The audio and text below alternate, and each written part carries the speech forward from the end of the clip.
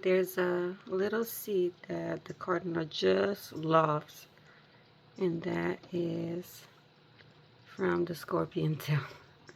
Look at him trying to grab the seeds.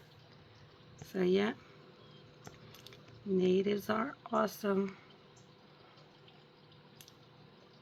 Right now there's not a lot of like bird food around, but he has still food to eat, and he prefers that one. It's so interesting how different birds like different seeds.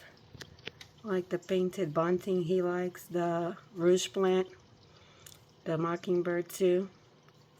Mockingbird likes the elderberry,